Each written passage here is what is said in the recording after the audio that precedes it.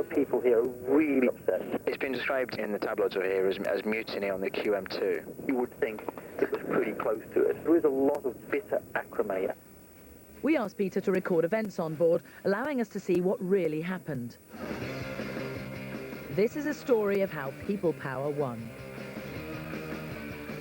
We were expecting this to be the holiday of a lifetime, and it was, but not quite for the reasons that we expected it to be.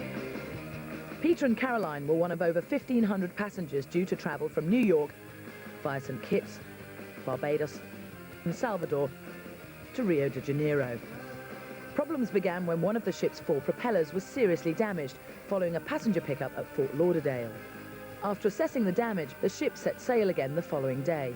But Cunard soon realised that with only 3 of its 4 propellers working, the ship couldn't move fast enough to make up the time they'd lost. Cunard had to decide what course to take, and quickly. The decision they made outraged the passengers.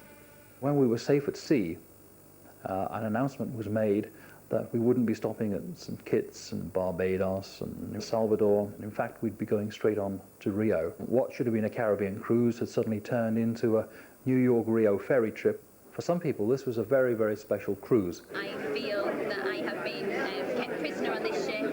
I have been denied the right to attend my nana's funeral, which is something that I will never forget my whole life.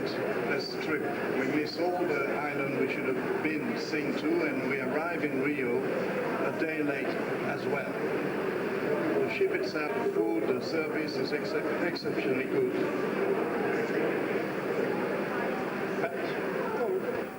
Sensing unrest on board, Cunard made an announcement, offering all affected passengers a 50% refund.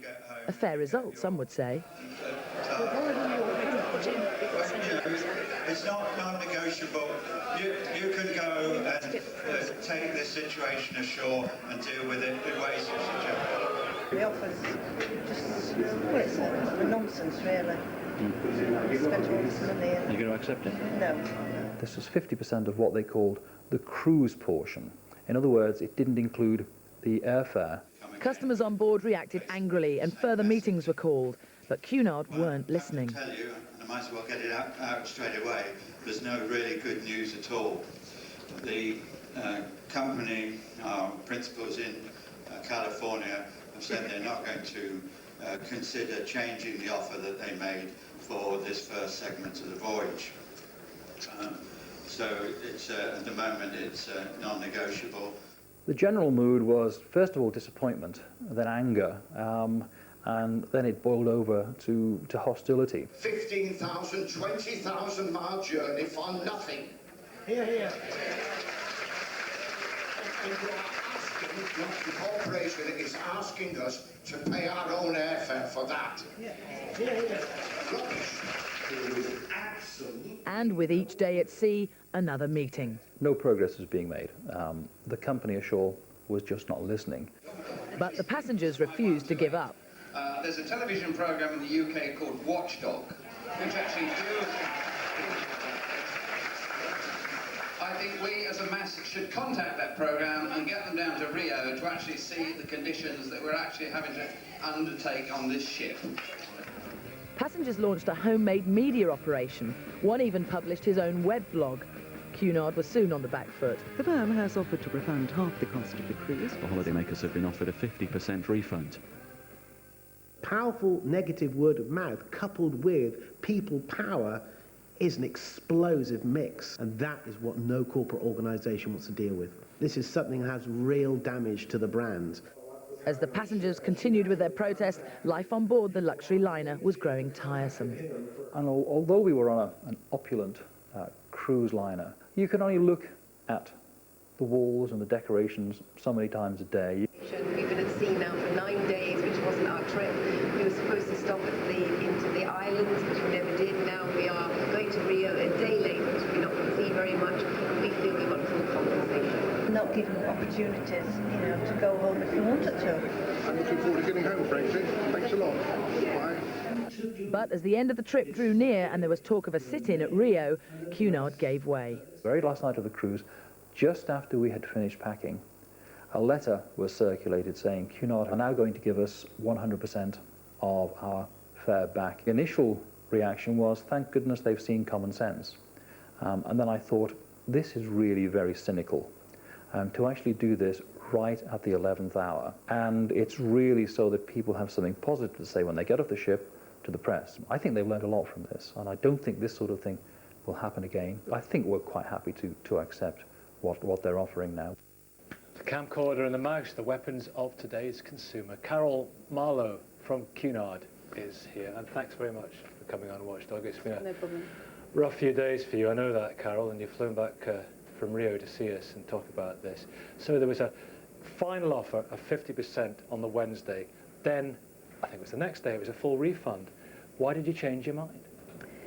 We offered what we felt to our guests was a good compensation package for the difficulties we'd had and that they'd clearly experienced. But unfortunately, during some time on board, and there were 3 or 4 days for us to have a look and see what went on board, the guests didn't settle down. There were a number of people that didn't settle down, didn't seem to enjoy themselves. And at the end of the day, we're all about having happy guests. We don't want to have any guests on board that aren't enjoying themselves. We could see that the mood on board was not good, and that was affecting other passengers, and we felt we clearly needed to do something more.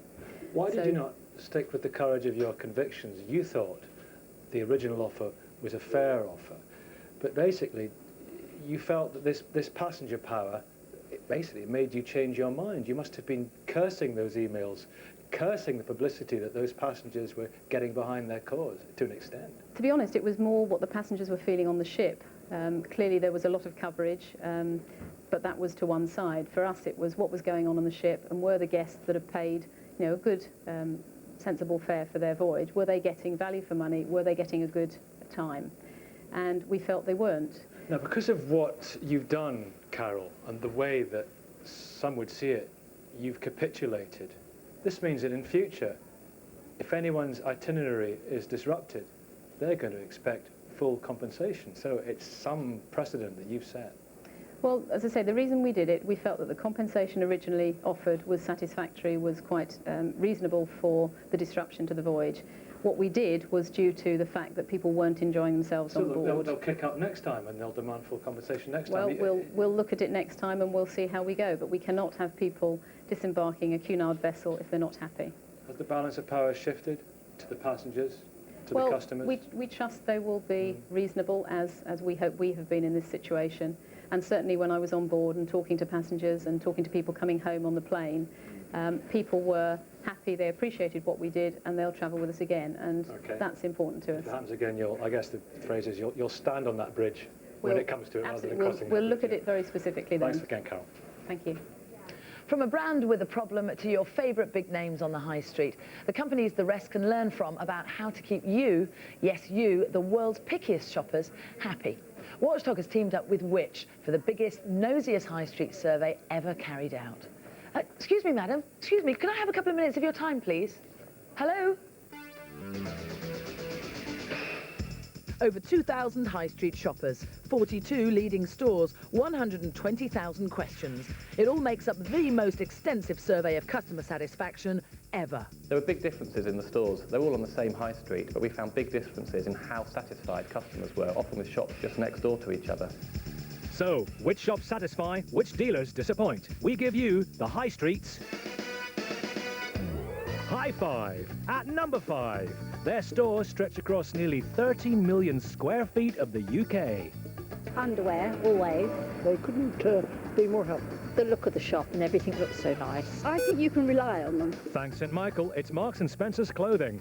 Marks & Spencer's scored highly for in-store experience. Can you easily find your way to what you want? Can you get to the changing rooms? Is there no queue? So overall, Marks & Spencer's did very well in that area. Number 4, tiny products, yes. Tiny reputation, no, no, no. Best care for children, for babies. Their products are good. Good quality British industry, British shops. When it comes to baby wear, Mother knows best. Convenient and child-friendly, Mother Care is your number 4. Mother Care shows that customer satisfaction is about more than just pricing.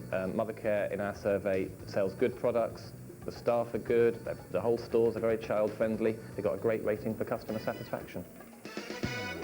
Number 3 is a tasty little number. Back for second helpings, you know what you like. It's the Chinese range. Well, the best one we had at Christmas was a luxurious sherry trifle. Percy Pigs. Fantastic. It's Marks and Sparks again, this time their food department. Good grub and good service make Marks and Spencer's food stores your third most satisfying store on the high street. There are lots of factors that make up customer satisfaction, but one of the crucial ones is what are the staff like? And this is where M&S does really well, and that's just translated into 2 appearances in the top 5. White goods, grey goods, every colour goods. Your number 2 is your first stop for electricals. You can talk to them and they know what they're doing, they know what they're selling. Terrific. Good service. If there's anything goes wrong, you know, they'll see to it straight away. John Lewis, the name that beat all other electrical retailers on product and on service. John Lewis has got a lot going for it, and perhaps crucially it's owned by its staff, and it got great ratings for kind of customer satisfaction with staff's helpfulness, friendliness and so on. That translated into a good overall shopping experience, and that is why John Lewis has come second. So, where is your most satisfying place to shop? Which store is the number 1? God, that's hard to say. Debenhams. Waitrose. Tesco's. International. Probably be the best place. Your number 1 store isn't the biggest, but you say it's the best. It's Waitrose. Good staff, good products, good service puts Waitrose at the top of your shopping list. I'm not surprised Waitrose came top. It's fresh and it's good value for money. The quality is better, it has organic food. You do get a better service, I think. Waitrose, I think, shows it's about the whole overall shopping experience. What's it like to go into the store? What are the staff, the representatives of the company like? And how happy do you feel when you come away from the shop? And Waitrose is just getting all of that right. The bottom 5 later. Always read the label. Terms and conditions apply. Investments can go down as well as up. Your house could be at risk. We've all heard the warnings, but some people still end up getting hurt. Here's a cautionary tale for anyone who gets a phone call out of the blue inviting them to get into gold.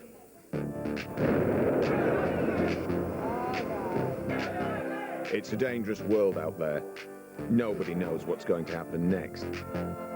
But if you're an investor, there is one thing you can rely on: gold. The big boys buying and selling metals can look after themselves, but should you be tempted by this? I've seen a return of 168%. Have I really got to ring you again in 3 months' time and tell you you potentially lost out on earning another 100 grand? I'll do it, and I'll have a big grin on my face when I do it again. Don't be an idiot. This is a high-risk game. He predicted the price to rise. It actually fell like a stone. I feel that they're actually stealing my money. These two and many others were persuaded to invest in metals by Capital Asset Financial Services Limited, a company which cold calls its customers on the phone. I'm on my way to meet a man who used to work there. He told us the firm operates in a highly unusual way, to put it mildly. Have you got any experience of being a broker? No experience at all. None whatsoever? No. No financial qualifications or anything. In your time there, did you see anybody make money? No, I didn't. He told me investors frequently lost their money because of the excessive fees charged by the company. So a typical client, how much would they lose on a transaction just in fees? From my experience, say a £10,000 investment, about half of that, £5,000, between £4,000 and £5,000 initially be tied up in fees or lost fees. And that was commonplace? Definitely, from every client I saw. We wanted to find out how what the company tells customers compares to what really goes on. I'm a potential client with a few thousand burning a hole in my pocket, while he's going for a job interview. Capital Asset Financial Services tell me to buy into gold, through themselves, of course. Some of the, rises we've seen have been absolutely huge, in turn allowing us to give people profit of, well over 100% in 3 months. Wow. Really are at the moment, especially for someone like yourself, the best possible option. What would you... My advice at the moment. Yeah, I just want some straightforward advice from a broker. Straightforward advice from a broker. I would open an account, put your money in it and wait for the price to drop to around 540. And when it actually goes to 540? I would buy in. Really? I will actually be selling my wife when the price goes to 540. That was Toby Otten, who runs their UK operation. And this is the company's UK headquarters. Rented offices above a pound shop in Essex. It's where our undercover researcher has arranged an interview as a trainee broker, in reality, a salesman. And the man who interviewed him? Toby Otten. So what are the sort of rules of the game here then? I mean... I don't care. You bring money in. You bring money in, I love you, I'll take you out for a drink, blah, blah, blah. If you don't, you're out. Right. And he didn't seem too bothered by regulations. I don't care about compliance. I don't want people lying. But as far as I'm concerned, compliance shouldn't stop you. Compliance isn't an issue to me. That's something this man wished he'd known when he took a call from a salesman. The broker kept reiterating to me how Capital Assets are a multinational organisation and they have experts in the field of base metals, precious metals, and that palladium is the one to go for at the moment. Spurred on by the broker's advice, Jan took the plunge and sent him £5,000.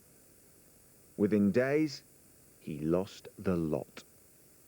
The moment that position was opened, it just went from bad to worse. And in a 10 working day period, you know, I lost a substantial amount of money. Just bad advice? Maybe. But would he have lost out regardless? The firm had persuaded Jan to take out a special loan it calls leverage. Now, there's a very, very small charge per month to use leverage. Obviously, we don't offer it for free because you can't do that. You know, we're not a charity and we don't claim to be. But all it does is it allows you to maximise your money by using it as sort of the initial part of a larger trade. The charges were structured in such a manner that they were baffling, to say the least.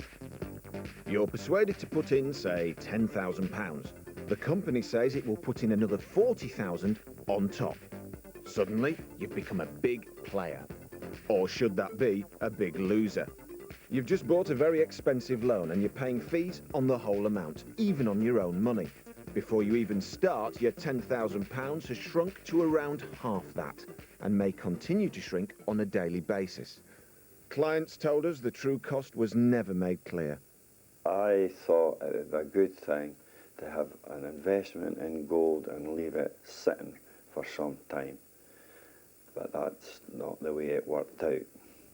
William also invested £5,000, but even though the value of gold was rising, his money was disappearing. And I was putting more money in the capital assets and not realising any profit.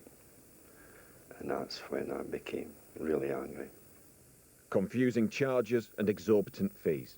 So with Capital Asset Financial Services, even when the price of your metal rises, some clients still end up losing.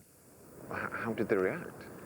Again, just use normal sales tactics. We would tell them, you know, we had a bad run that occasion, we'll retrade you, we'll try and get your money back and another investment, and we would retrade them. The same thing would happen again when we make more commission and fees. And all the time the company are making more and more money? Yeah, they're nibbling away at the client's money, which is with the company, with the fees and service charges that are going on daily.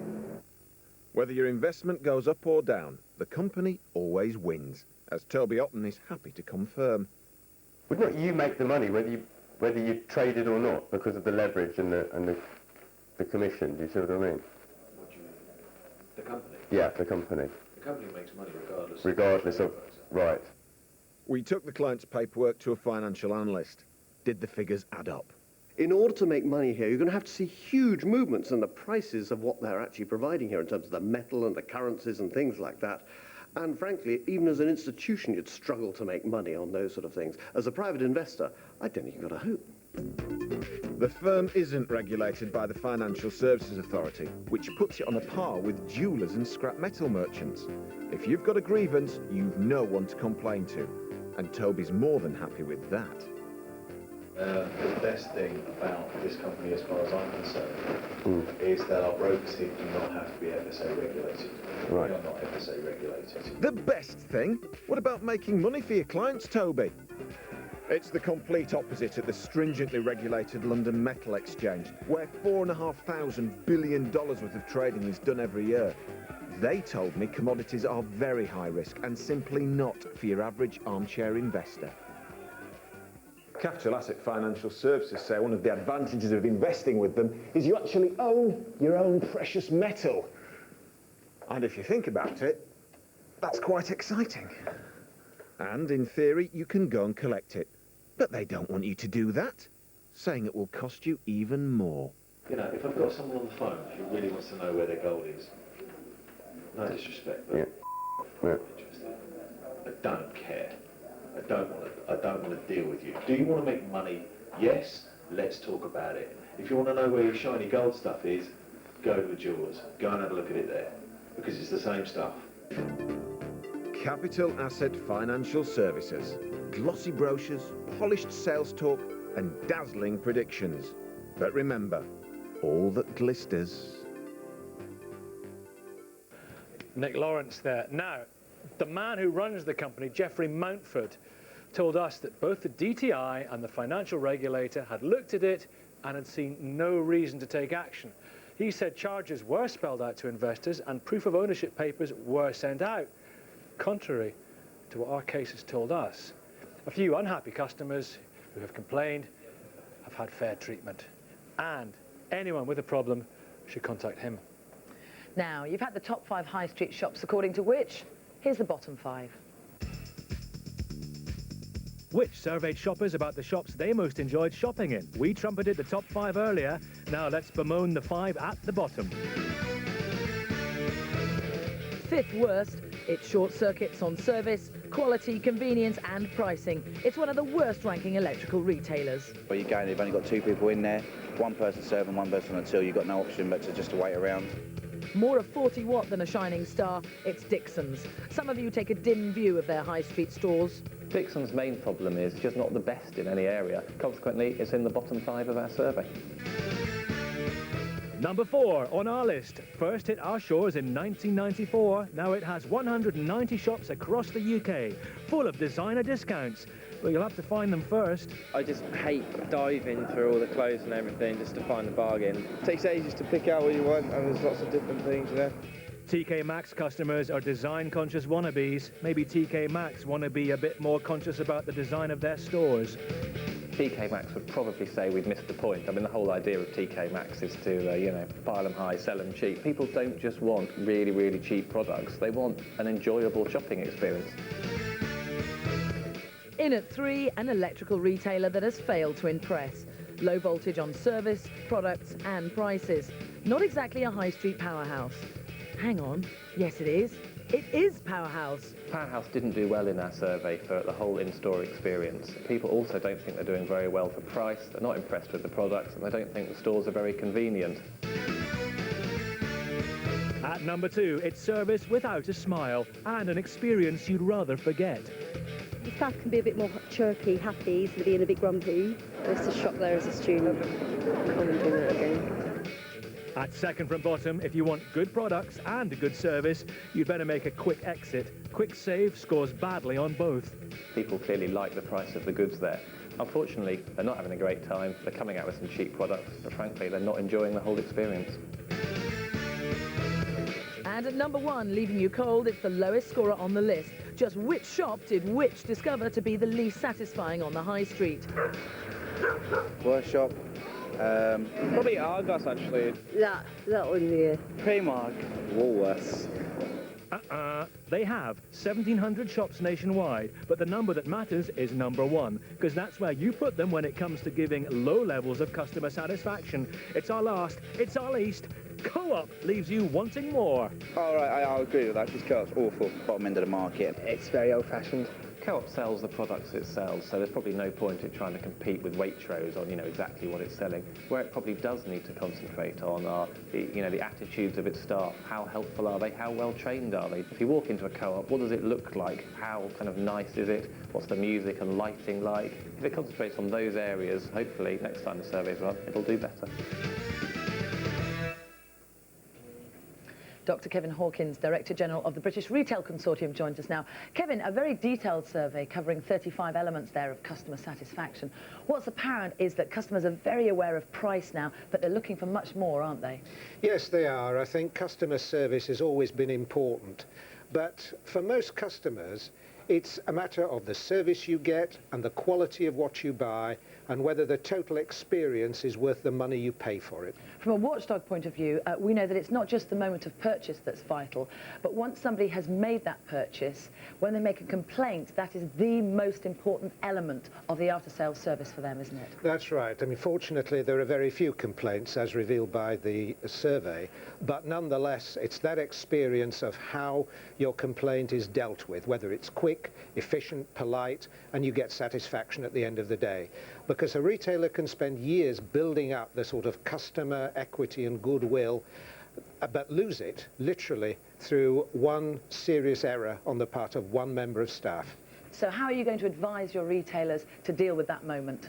Well, of course, at a time when all retailers are under enormous pressure, falling prices, which is good value for consumers, but a rising cost base, it's a real challenge to keep all your staff up to the mark, giving top quality service every day of the week, every hour of the day. Nonetheless, that is the challenge because your survey clearly shows that that's what really drives loyalty. Kevin, thanks for coming in. If you have a story you would like us to investigate, this is how you tell us. Email us via our website at bbc.co.uk/watchdog. Call us 0208 535 1000. Or you can write to us at Watchdog, BBC TV, London W12 7TS. And we are back at the same time next week. So until then, from all of the Watchdog team, thanks for watching. Good night. Good night.